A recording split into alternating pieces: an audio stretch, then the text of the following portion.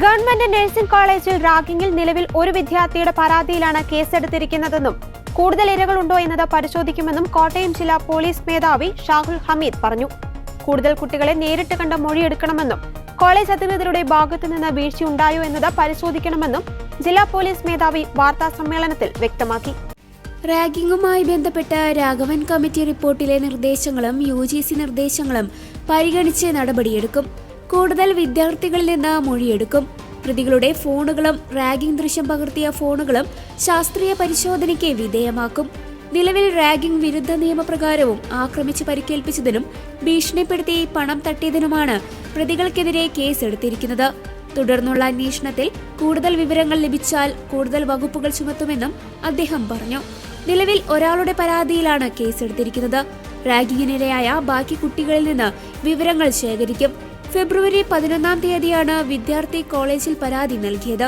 College അധികൃതർ അന്നേ ദിവസം തന്നെ പരാതി പോലീസിനെ കൈമാറി. അന്നു തന്നെ പ്രതികളായ വിദ്യാർത്ഥികളെ കോളേജിൽ നിന്ന് സസ്പെൻഡ് ചെയ്തു. മദ്യപാനത്തിനായാണ് പ്രതികൾ പണപ്പിരിവ് നടത്തിയത്. മറ്റു ലഹരി ഉപയോഗമുണ്ടോ എന്നത് പരിശോധിക്കണം. ഹോസ്റ്റലിൽ ലഹരി ഉപയോഗം സംബന്ധിച്ചൊന്നും നേരത്തെ പോലീസിന് പരാതി ലഭിച്ചിട്ടില്ല. പ്രതികളിലൊരാളായ Rahul Raj Kerala government students nurses അസോസിയേഷന്റെ നേതാവാണെന്നും SP മാധ്യമങ്ങളോട് പറഞ്ഞു. കഴിഞ്ഞ ദിവസമാണ് ജൂനിയർ വിദ്യാർത്ഥികളെ ക്രൂരമായി റാഗ് ചെയ്തതിനെ കോട്ടയം ഗവൺമെന്റ് നഴ്സിംഗ് കോളേജിലെ 5 സീനിയർ വിദ്യാർത്ഥികളെ പോലീസ് അറസ്റ്റ് ചെയ്തത്.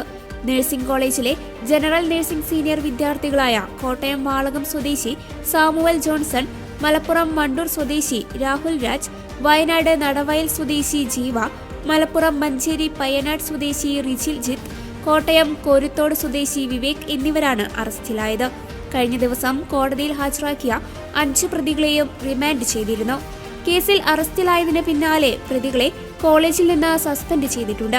ഇതിനിടെ പ്രതികൾ ജൂനിയർ വിദ്യാർത്ഥിയെ ക്രൂരമായി ഉപദ്രവിക്കുന്നതിന്റെ ദൃശ്യങ്ങളും പുറത്തു വന്നിരുന്നു. നിലവിൽ ഒരു കുട്ടിയുടെ പരാതി പ്രകാരമാണ് നമ്മൾ കേസ് രജിസ്റ്റർ ചെയ്തിരിക്കുന്നത്. കൂടുതൽ ഇരകളുണ്ടോ എന്നുള്ള കാര്യം പരിശോധിച്ച് വരികയാണ്. കൂടുതൽ ഇരകളെ കണ്ട് ചോദ്യം ചെയ്യാനുള്ള നടപടി ഇന്ന് തന്നെ ആരംഭിക്കും.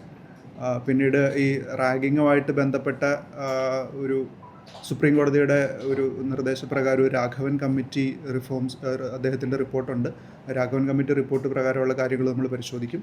പിന്നെ UGCയുടെ റെഗുലേഷനുണ്ട് ഇക്കാര്യമായിട്ട് ബന്ധപ്പെട്ട്, അതും കൃത്യമായിട്ട് പരിശോധിച്ച് ബാക്കി കോളേജ് അധികൃതരുടെ ഭാഗത്തുനിന്ന് എന്തെങ്കിലും വീഴ്ചകൾ വന്നിട്ടുണ്ടോ, വാർഡൻ്റെ ഭാഗത്തുനിന്ന് എന്തെങ്കിലും വീഴ്ചകൾ വന്നിട്ടുണ്ടോ, ആ രീതിയിലുള്ള അന്വേഷണം കൂടെ കൃത്യമായിട്ട് നടത്തും. പിന്നീട് ഈ വീഡിയോ ദൃശ്യം ഏത് മൊബൈൽ ഫോണിലാണ് പകർത്തിയത്, അതിൻ്റെ ഒറിജിൻ, ആ രീതിയിലുള്ള ശാസ്ത്രീയമായിട്ടുള്ള പരിശോധനകൾ നടത്തും. പ്രതികളായിട്ട് പിടിച്ചിരിക്കുന്ന 5 പേരുടെയും ഫോണുകൾ നമ്മൾ കസ്റ്റഡിയിൽ എടുത്തിട്ടുണ്ട്. അത് ശാസ്ത്രീയ പരിശോധനയ്ക്ക് വിധേയമാക്കും.